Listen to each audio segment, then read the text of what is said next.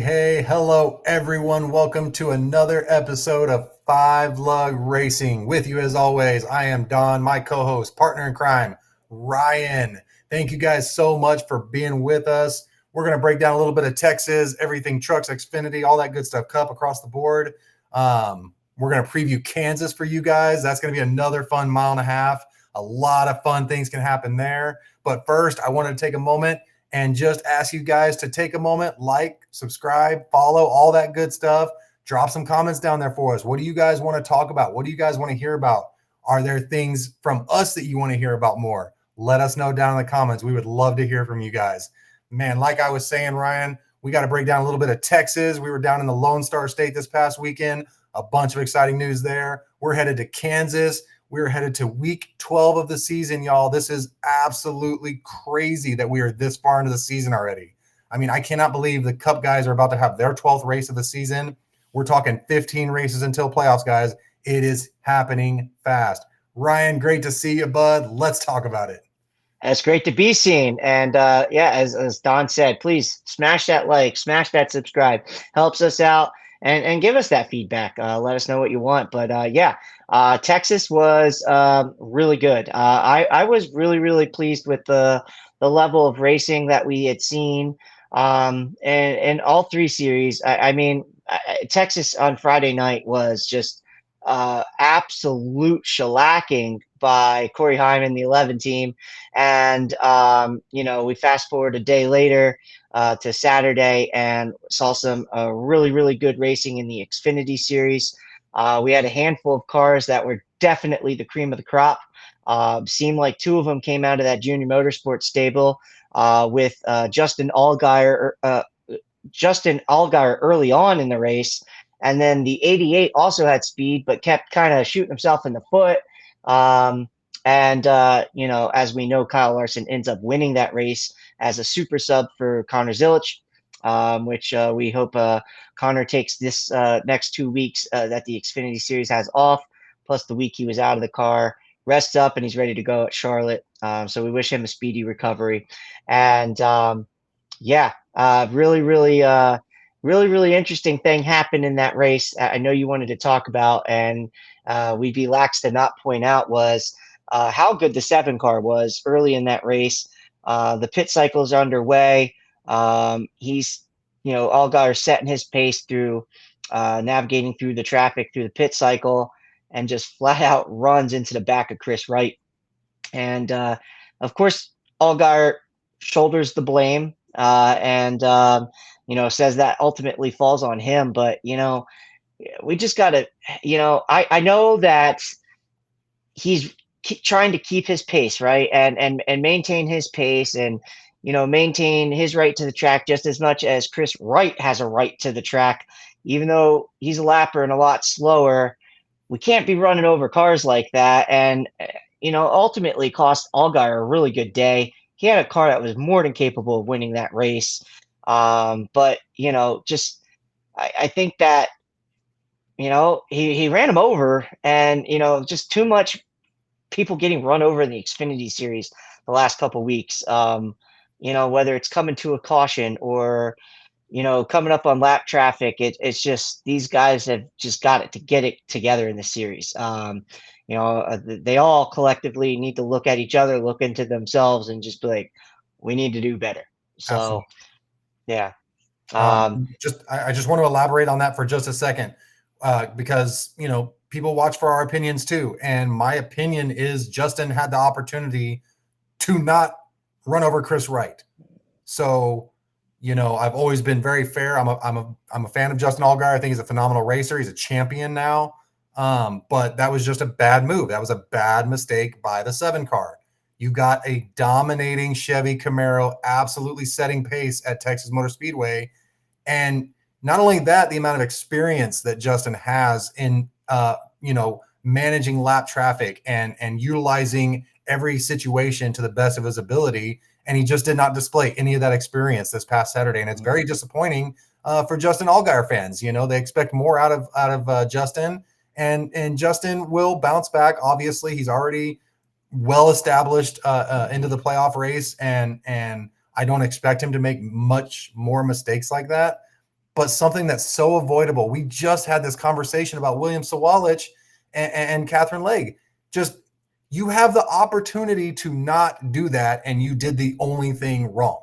So go back, watch your game film, make sure you utilize the information you have. I know you saw that car in front of you all the way through the middle of 3 and 4, and you still just flat out found his rear bumper with the front of yours. So, Justin taking responsibility for it. It is what it is. Moving on.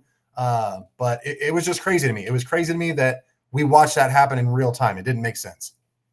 Yeah, it was one of those like, wow, that just happened moments. Right. Like, and you talk about taking yourself out of a race that you potentially win. Like, yeah, and those points could come back to. I know he's well into the playoffs, like you said, but I mean, he lost valuable points Yeah. there We're talking about because 30 of day.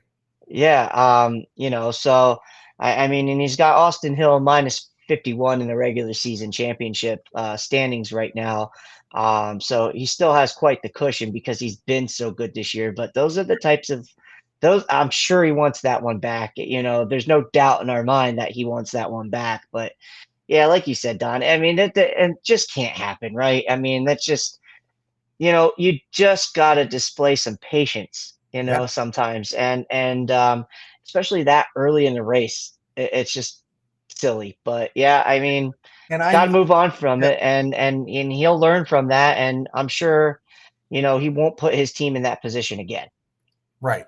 And I know we are straight up recliner racing, from our living rooms, but we're seeing what Justin sees. Justin sees a lap car ahead of him, and we're talking about a 1 to 2 second semi lift to get yourself out of the turn, get yourself into the two dog legs there at Texas Motor Speedway, and make your way around them cleanly. But instead, you jammed it in there in the middle of 4 and ended up wrecking yourself out. I just don't get it. I can't make sense of it.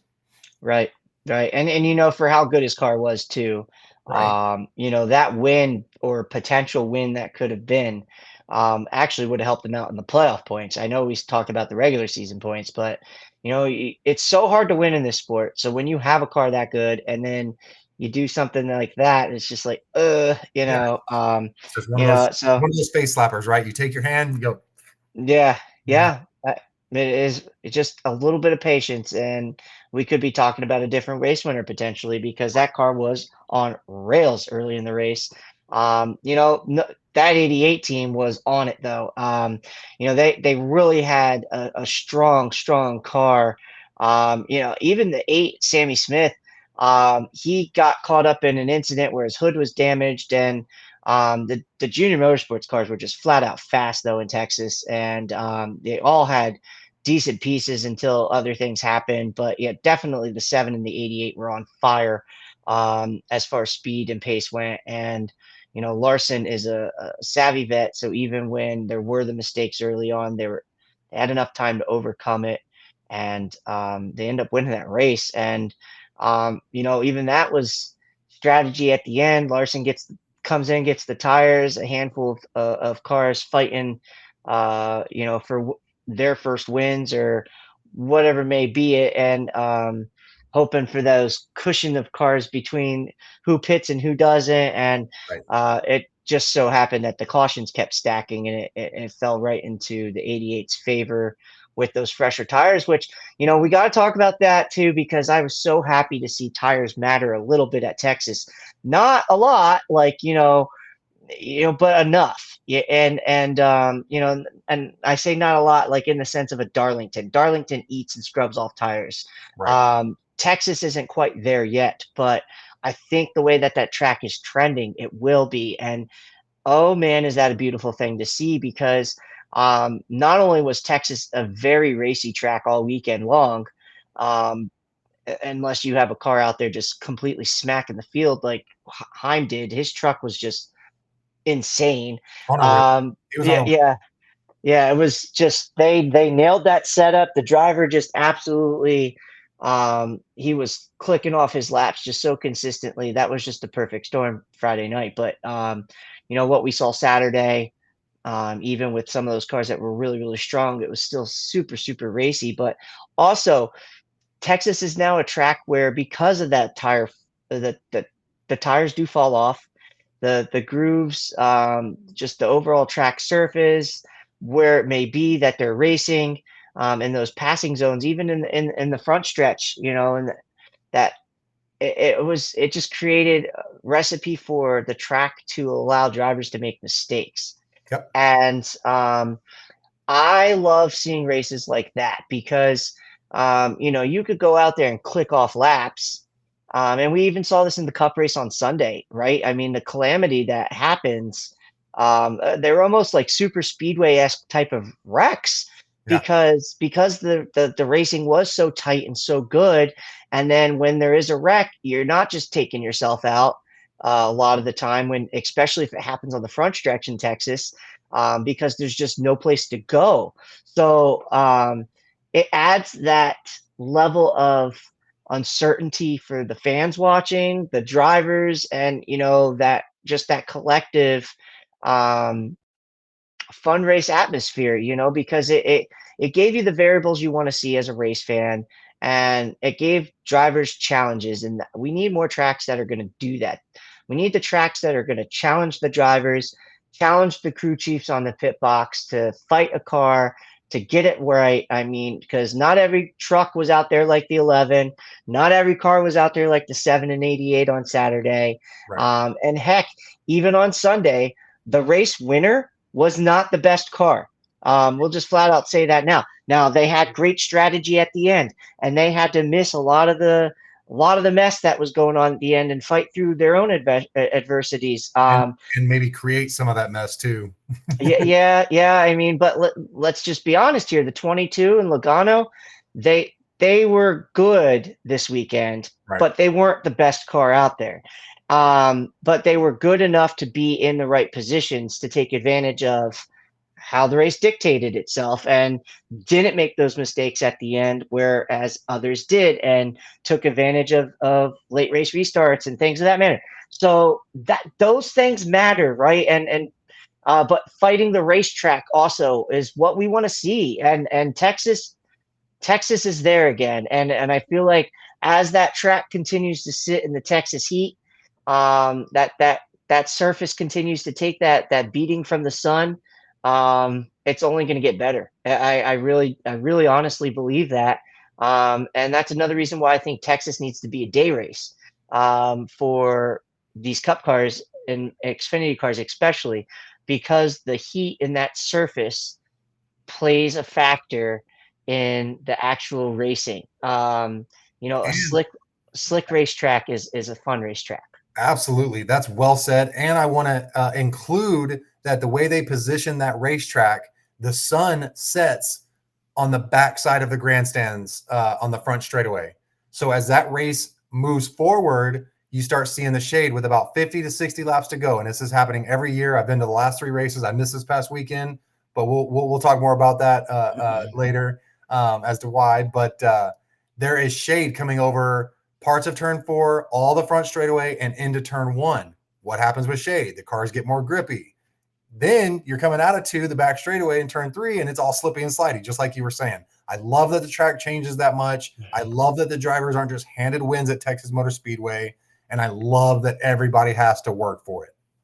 Yeah, I mean, we saw some of our favorites and some of the odds-on favorites just absolutely caught up in, and their cars were junked, just throughout the race. And just the way that the race played out was just super exciting. And unfortunate for some. My pick for the weekend was Bubba Wallace, and he came off the nose of the 22, the eventual race winner. And there were all types of wrecks though, all throughout, the that race, Saturday's race. Saturday, Sheldon Creed had a really fast car. He was caught up in a wreck. And just who knows how these races play out if these accidents don't happen, but they are. And it's just a new level of what's going on at Texas. And I think that's because of the nature of the track and the drivers actually having to race the track. And Absolutely. that is okay with me because that's what I want to see. I don't want to see a race where these drivers strap in and just go, and there's not that much passing opportunities, or the track doesn't change enough to where these cars really they're fighting the car. I want to see cars that are, you know, ill handling at times, like we Absolutely. all do. We all do. And if they're all ill handling, even better, because now we're going to see who can drive, right? Yep. And um, that's what I'm here for. It's that's racing. And I love it when you get those races where the leader is complaining about how bad his car is. Yep. And he's like, well, you're in the lead and your pace is, better than these guys, and yet he's still complaining. Like that's what I want, like, because if they're fighting an ill handling race car in first place, then the rest of the field is. And Absolutely. and it just makes for a fun night. And that's what we like to see. So yeah, overall Texas was a really, really good race weekend, I think, as far as the racing is concerned. And I'm happy to see the way the track is trending. Absolutely. And congratulations to Corey Heim, all his fans, Kyle Larson, of course, doing Kyle Larson things and just taking over races when he gets the chance. A huge win at Xfinity for that 88 car. Get well soon, Connor. I know you said that a little bit ago, but from both of us, we hope you get well soon. Congratulations to Joey Logano and all the 22 fans out there.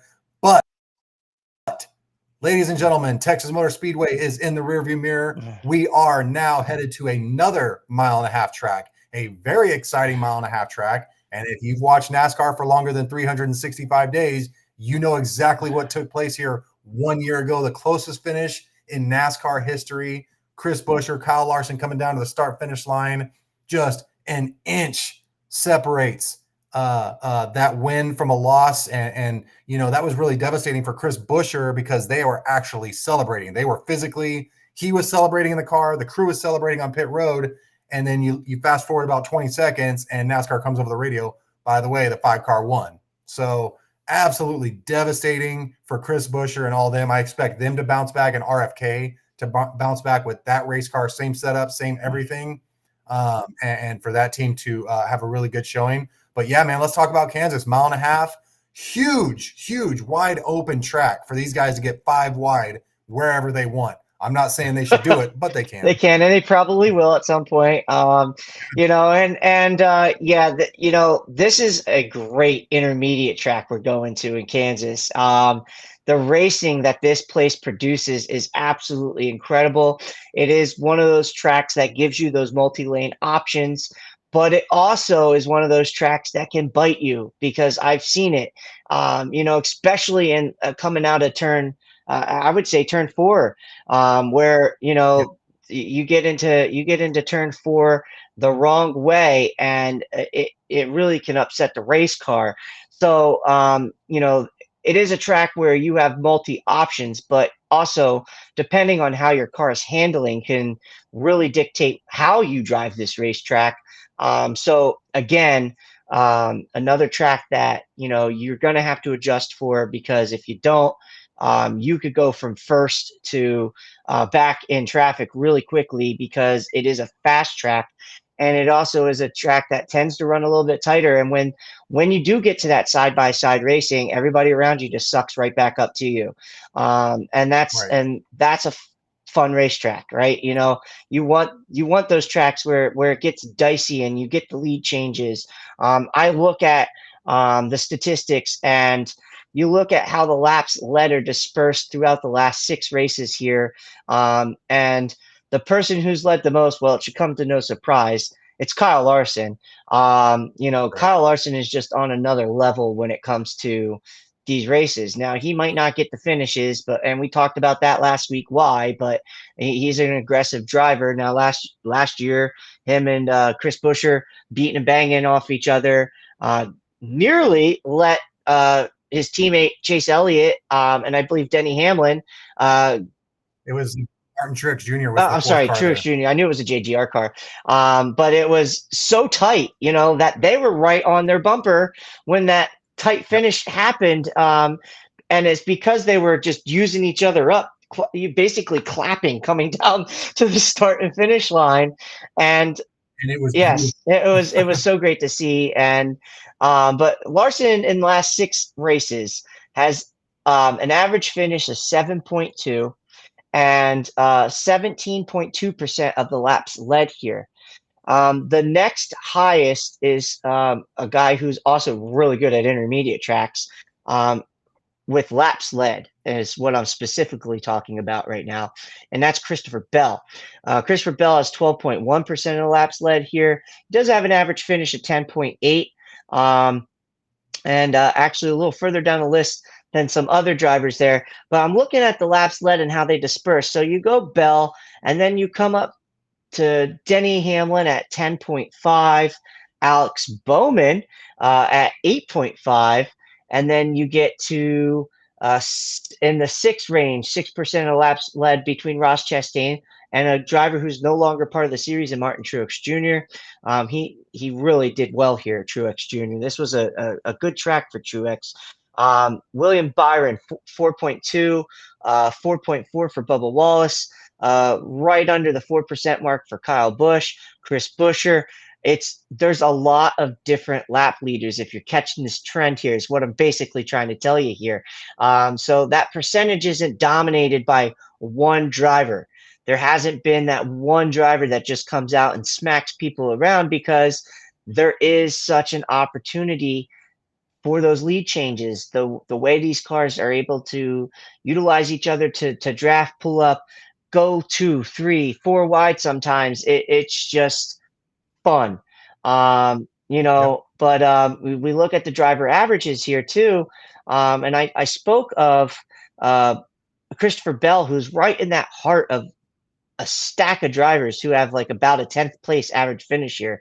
Um, let's talk about the top, though. We talked about Kyle Larson, 7.2. He's actually tied with his teammate, Alex Bowman, for the second best average finish here at 7.2.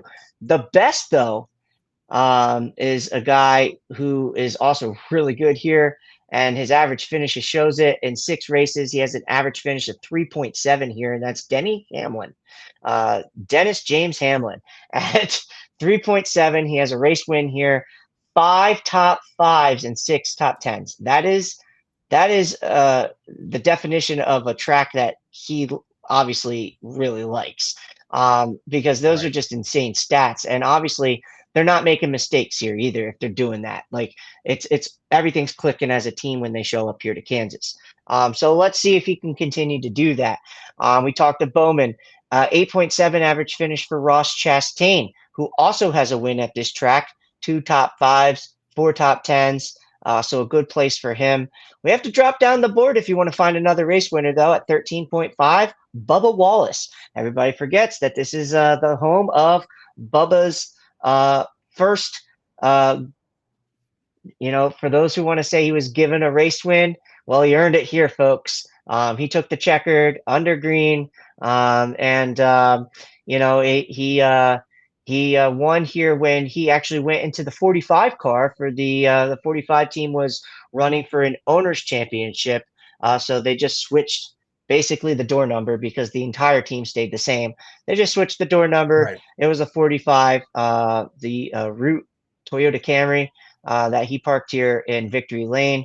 And then you go a little bit further down the list because his teammate Tyler Reddick also has a win here in the 45 car.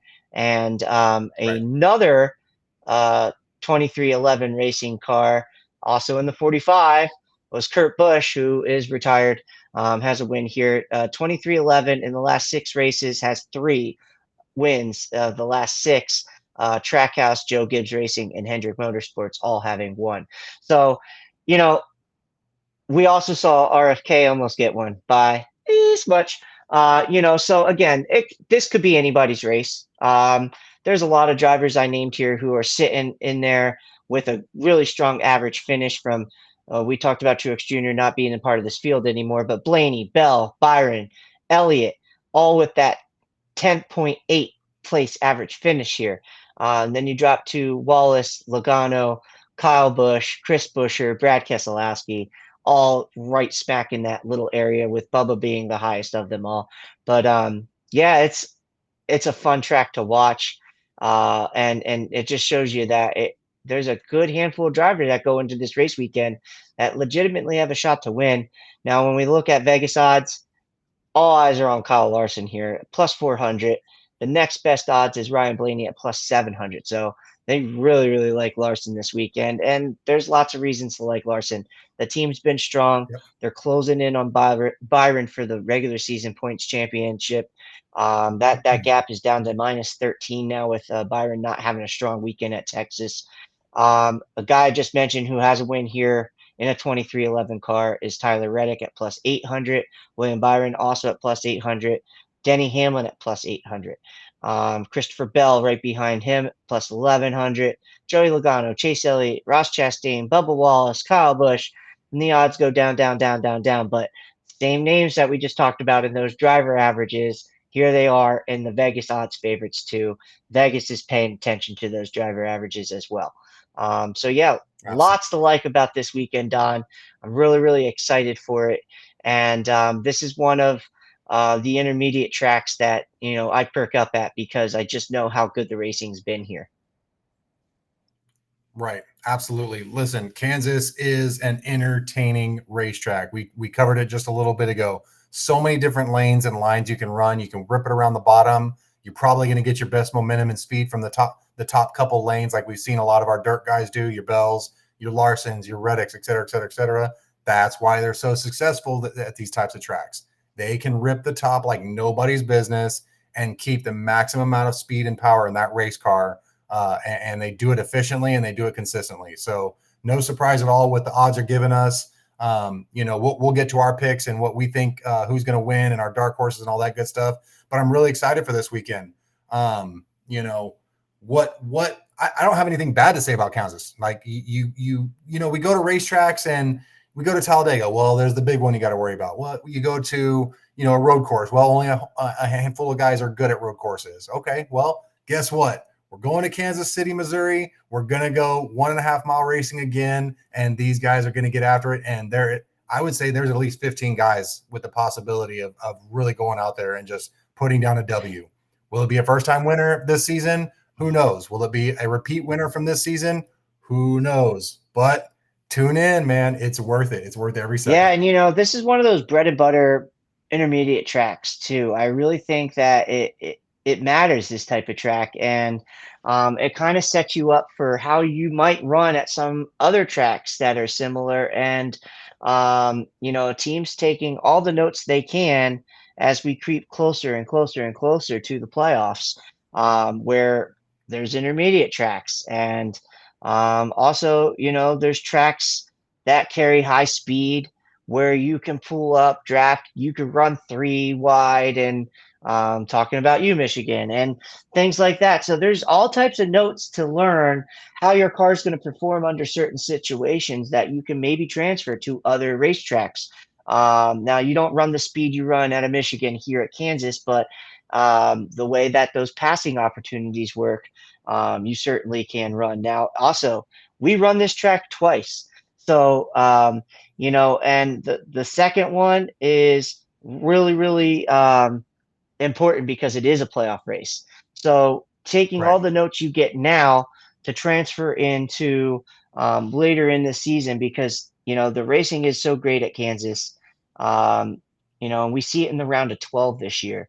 So we will come back, and it's going to be fun twice. So, I'm glad that we see this track twice. There are certain tracks that you should definitely see twice a year. This is definitely one of them. And because it's just never disappointed, and until it does, there's no reason. If it's not broke, don't fix it, right? This is one of those tracks where I don't mind seeing it twice. And there's Absolutely. some that leave a little less to be desired, and you don't mind them tweaking the schedule, but not Kansas. Don't touch it, folks. Yeah. NASCAR, if you're listening, don't touch it. And I just want to also add this. Kansas weather this weekend down in Kansas City looks really, really nice. I've got it pulled up right here. That was going to be my next subject. You want a weather update? You don't need a weather update. It's going to be absolutely gorgeous. You're not going to see a cloud in the sky. The track's going to be hot and slick. That'll be a lot of fun. But yeah, you're looking at high 70s, maybe low 80s, 50s in the evening, guys. just enjoy it and go get you an ice cold beer, beverage, soda. Enjoy it because that is perfect weather for Yeah, race and if you're weekend. going to the race this weekend and you happen to be tuning in, shoot us a message. Let us know. We Yeah, love to share that experience with you, and what you're seeing and experiencing out in Kansas is a track I've yet to been to, and it's definitely on the list because of how good the racing's been there.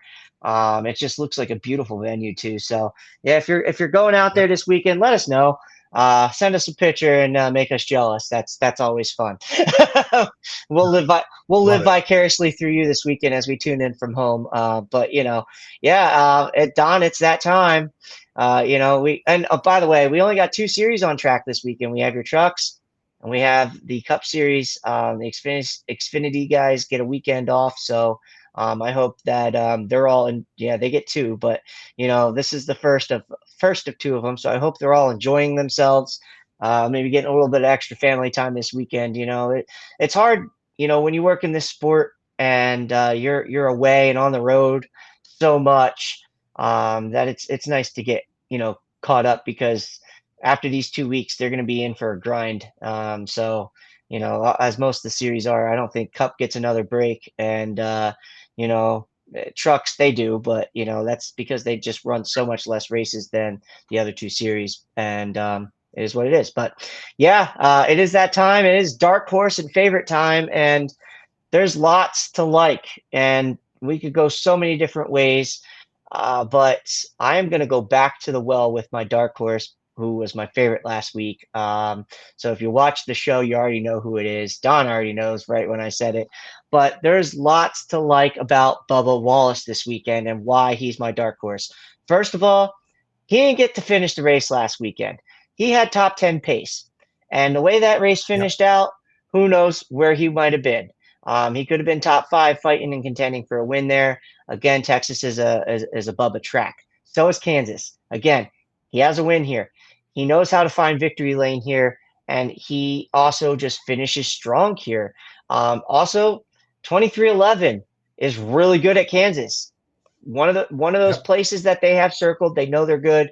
They seem to have a very strong, decent intermediate track program historically. We have not seen a 2311 car in victory lane yet this weekend, and I'm kind of surprised by that.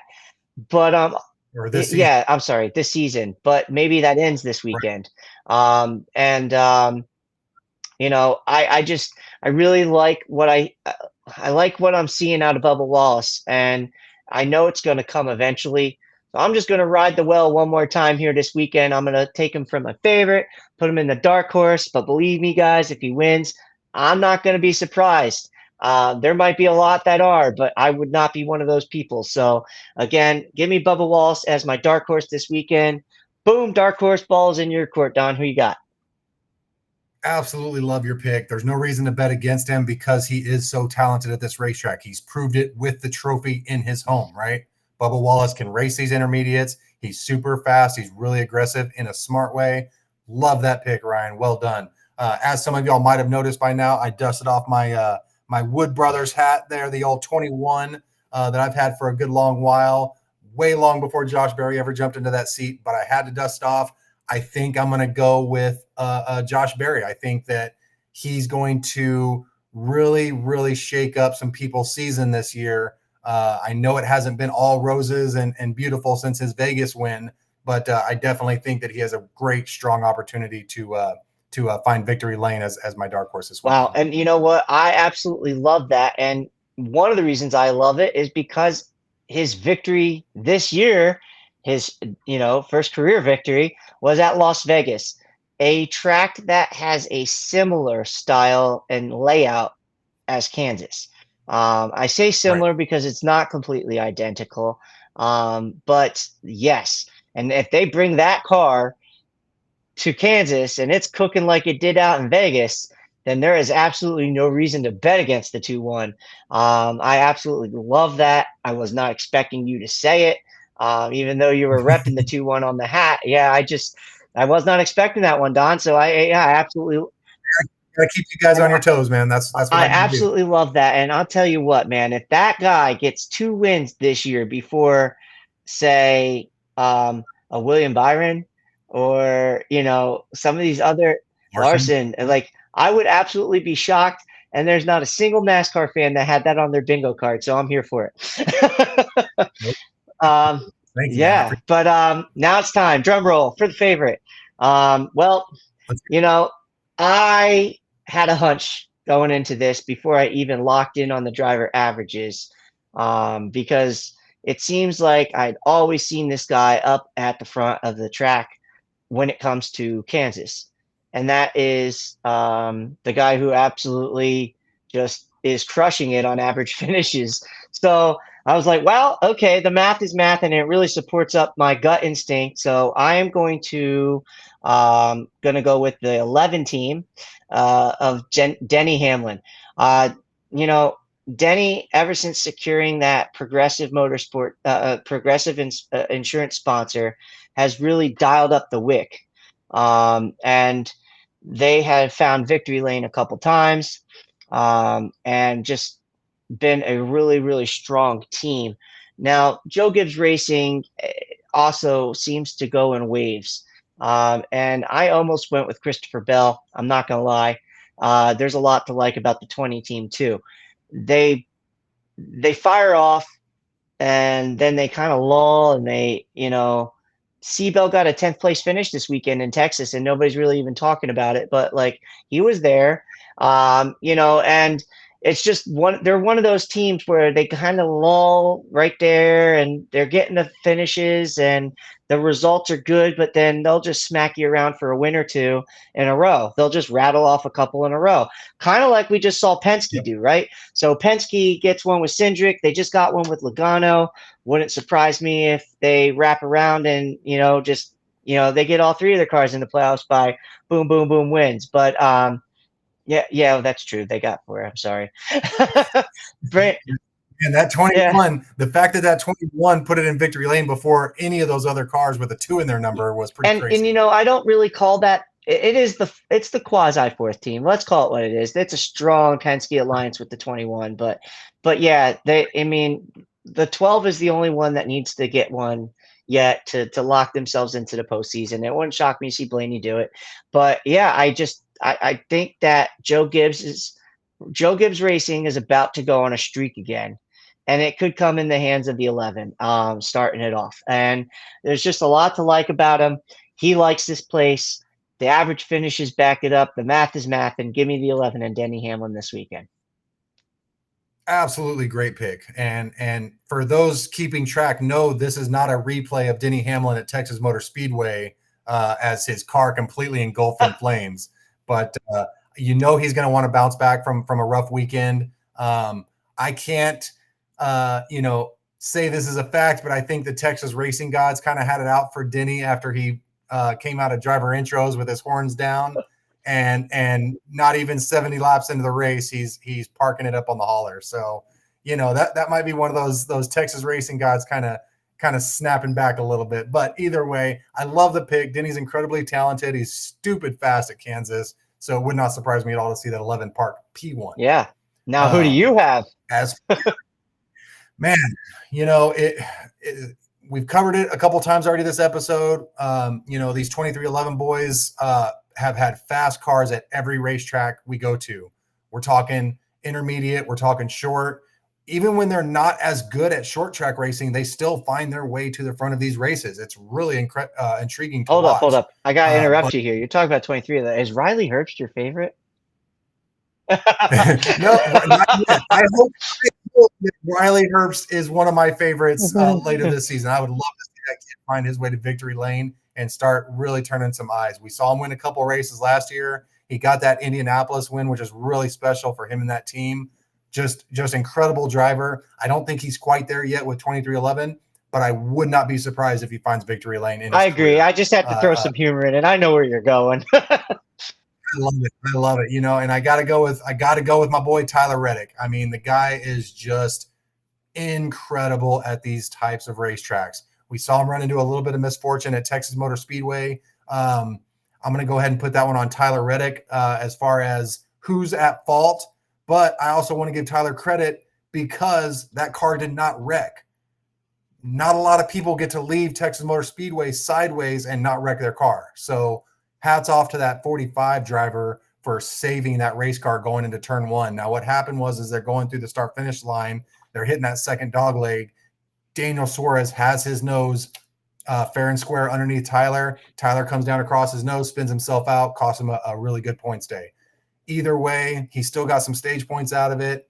So it wasn't a total loss, but fast forward to Kansas, and again, he's won here before. The 2311 camp knows how to put fast race cars on this racetrack.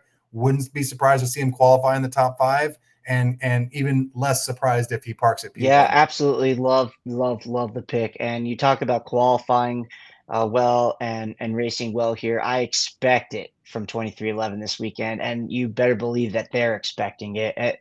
Like this is one of those tracks I know they have circled. Matter of fact, I remember a couple years ago they had a social media graphic that says "No place like home," and referencing one of my favorite childhood movies, The Wizard of Oz, and you know it's a place that they've just been extremely good since their inception as a race team. Like I mentioned, Kurt Busch got a win here in the 45. The 45 has seen victory lane 3 times at this track. And, you know, I know it's just a number, right? So, but, you know, 3 different drivers, 3 different times in the 45. That's insane in itself. But yeah, this place is one of those tracks where I expect 2311 to be strong. So again, love the Reddick pick, and he's due. He's due, man. I am shocked that he has not found victory lane yet this year. And Absolutely. there's a couple tracks coming up where that very well can change, and that buck can stop this weekend easily. So yeah, I'm here for it. I'm ready to pull the belts tight. I'm ready to strap in and watch some racing this weekend. To all you moms out there listening and watching, happy Mother's Day. We thank you for everything you do. And yeah, I'm here for it. Let's have fun this weekend. Absolutely love it, Ryan. Another wonderful episode of Five Lug Racing. We love doing this with you guys. You guys listening along with us and giving us your input and letting us know what you like and dislike about racing. We love it. Don't ever stop doing it. Jump on our social medias. We're all the way across the board: Facebook, Instagram, YouTube. We are there. We are listening. We are watching. But yeah, Ryan, let's put a nice little bow on this one. And thank you everyone for listening. And from everyone at Five Lug Racing, thank you. And we'll catch you on the next one.